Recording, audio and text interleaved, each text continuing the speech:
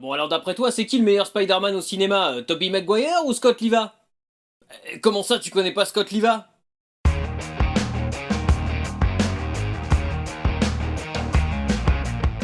Salut à vous pauvres mortels et bienvenue sur Comics Rise, la chaîne qui lit à travers les pages de vos comics. Si on se retrouve aujourd'hui, c'est pour parler du film Spider-Man que vous ne verrez jamais. Si je vous parle d'une adaptation live de Spider-Man, vous pensez assurément à la trilogie de Sam Raimi débutée en 2002 au cinéma, à son arrivée dans le MCU dans Captain America Civil War, ou encore aux deux films The Amazing Spider-Man avec Andrew Garfield. Si vous êtes un peu plus tordu, vous pensez peut-être à la série produite par CBS entre 1977 et 1979, qui fut remontée pour donner naissance à plusieurs longs métrages à l'international, notamment en France. Et si vous êtes amoureux d'exotisme, vous avez sûrement en tête la série de Tokusatsu produite par Marvel et la Toei en 1978, dans laquelle Spider-Man pilotait son robot géant Léopardon.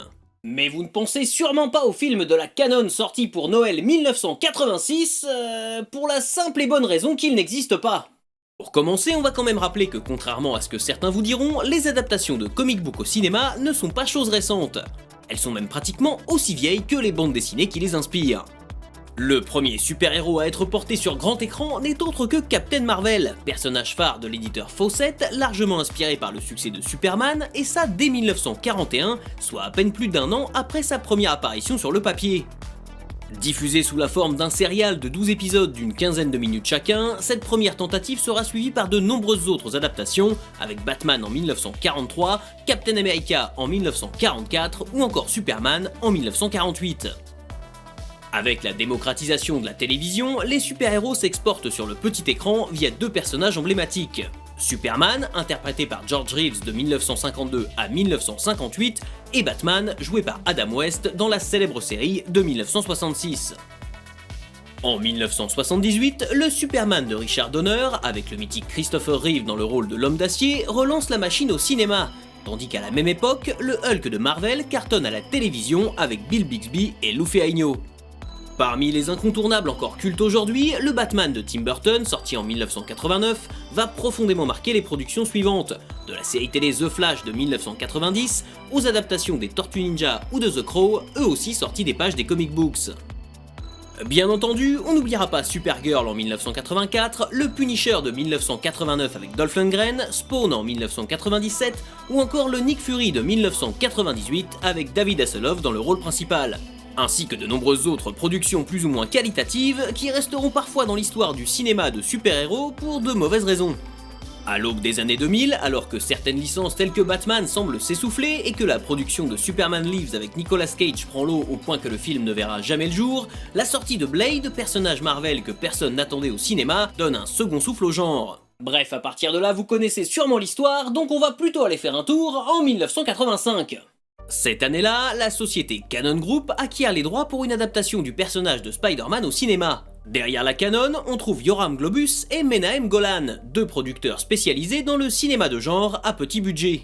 Cherchant à produire des films à la rentabilité maximale, les deux compères surfent sur les tendances du cinéma, multipliant les nanars peu inspirés remplis de culturistes et les films de ninja. Le catalogue de la firme ratisse large, de Chuck Norris à Jean-Luc Godard, et contient tout de même quelques films devenus cultes, comme Highlander avec Christophe Lambert, Cobra avec Sylvester Stallone, ou encore Bloodsport avec Jean-Claude Van Damme. Alors après tout, pourquoi pas Spider-Man? Bon, il faut avouer qu'au départ, y a un problème, Globus et Golan n'ont aucune connaissance du personnage de Spider-Man, et n'ont probablement jamais ouvert un comic book de leur vie. Comptant sur sa réputation, ils embauchent le réalisateur de Massacre à la tronçonneuse et de Poltergeist, Tobe Hooper, qui leur suggérera de pousser le concept de la transformation à fond et de faire de Spider-Man un film d'horreur. Ayant vent de quelques bruits de couloir autour de la sortie prochaine de La Mouche de David Cronenberg avec Jeff Goldblum, les deux associés trouvent que l'idée est géniale et s'engagent dans cette direction. Mais c'était sans compter sur Stan Lee, co-créateur du personnage et figure emblématique de Marvel, qui usa de son droit de veto pour mettre fin à l'étonnante entreprise de la Canon et de Hooper, allant jusqu'à refuser de laisser le réalisateur s'occuper du futur film. Après un remaniement de l'équipe chargée du scénario, cette fois-ci avec la bénédiction de Stan Lee et le choix d'un nouveau réalisateur en la personne de Joseph Zito, le film semblait lancé pour de bon et le casting pouvait commencer. Si Tom Cruise est un temps envisagé pour jouer Peter Parker, c'est finalement Scott Liva, cascadeur de profession ayant déjà posé en tenue de Spider-Man pour des photos promotionnelles, qui va être retenu pour devenir l'homme araignée à l'écran. On envisage aussi Bob Hoskins, qu'on retrouvera plus tard dans Qui veut la peau de Roger Rabbit ou dans l'adaptation de Super Mario, pour incarner le docteur Octopus, tandis que Lauren Bacall jouerait Tante May et que Stan Lee en personne se voyait bien dans le rôle du tyrannique Jonah Jameson. Le mythique Peter Cushing aurait même dû jouer un rôle dans ce qui s'annonçait comme l'un des blockbusters de la décennie. Mais évidemment, tout ne va pas se passer comme prévu. En effet, les tergiversations du début ont fait perdre beaucoup de temps, et il semble désormais évident que la date de sortie annoncée pour Noël 1986 est intenable, le tournage n'ayant toujours pas commencé. 1987 marque un revirement pour Cannon Films, avec les échecs successifs de deux productions ayant coûté très cher à l'entreprise, Superman 4 et l'adaptation live des Maîtres de l'Univers avec Dolph Lundgren. La perte est considérable et pousse Globus et Golan à revoir leurs plans, divisant par deux le budget de Spider-Man, de nombreuses scènes d'action étant remplacées par des dialogues sans queue ni tête.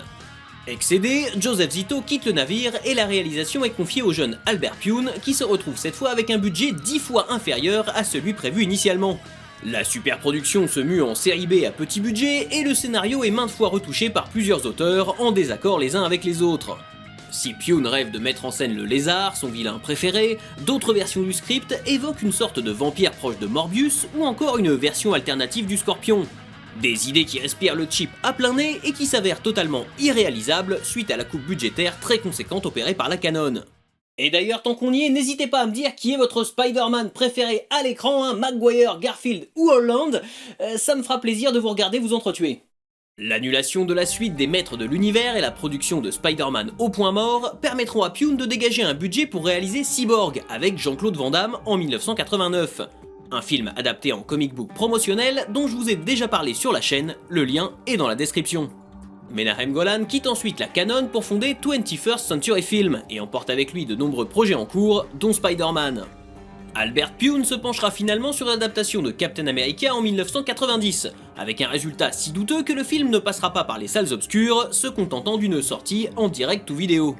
Scott Liva, lui, continuera sa carrière de cascadeur, notamment comme doublure de Superman dans la série Lois et Clark.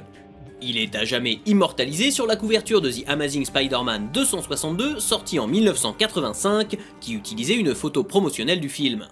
Et comme on sait que le film Spider-Man de la Canon n'est jamais sorti, eh ben on pourrait penser que l'histoire s'arrête là. Mais Golan ne lâche pas l'affaire. En 1990, alors que ses droits d'adaptation pour le personnage de Spider-Man vont lui échapper, il négocie avec Marvel Comics pour gagner 2 années supplémentaires. 2 années durant lesquelles il ne va finalement pas se passer grand chose, malgré la promesse de Golan de revoir le budget à la hausse et d'offrir à Spidey un film digne de ce nom. À partir de 1991, on commence à parler d'une adaptation de Spider-Man au cinéma par James Cameron, dont la carrière explose alors totalement grâce à la sortie de Terminator 2. On envisage même Leonardo DiCaprio pour jouer Peter Parker. Mais Cameron refuse catégoriquement de travailler avec Golan, toujours détenteur des droits. S'en suivra alors une série de tribulations en justice qui eurent définitivement raison du projet. Au milieu des années 1990, alors que Marvel est dans la panade, on raconte que Michael Jackson aurait réfléchi à racheter la Maison des Idées, dans le but d'interpréter Spider-Man au cinéma par la suite. Évidemment, tout ça n'est jamais arrivé, même si avec le recul, je pense qu'on n'a pas grand chose à regretter. Bon alors finalement, qu'est-ce qu'il en reste de ce film ?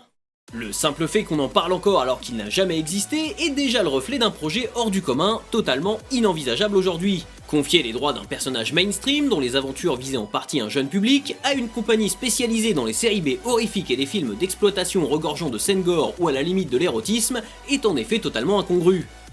De la même façon, le fait que la production et l'écriture du scénario n'aient pratiquement pas été encadrés peut paraître assez dingue. Globus et Golan fonctionnant totalement à la voile, revisitant le mythe de l'homme araignée à leur sauce et inventant des méchants farfelus plutôt que d'utiliser le riche background du tisseur.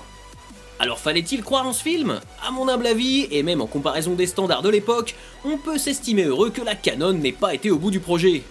Si bon nombre de leurs nanars sont assez sympathiques et que quelques-unes de leurs productions ont bien vieilli, je pense sincèrement qu'ils ont eu les yeux plus gros que le ventre en s'attaquant à Spider-Man. Et vous alors, est-ce que vous auriez aimé voir ce film ou est-ce que vous pensez qu'il aurait joué un rôle particulier dans la pop culture de l'époque ? Je suis assez curieux d'avoir votre avis sur la question, donc n'hésitez pas à me le donner dans les commentaires. Voilà, jusqu'à la prochaine fois, je compte sur vous pour avoir de saines lectures. On continue à parler de comics sur les réseaux sociaux, partagez cette vidéo et n'oubliez pas de vous abonner à la chaîne pour ne pas rater la prochaine.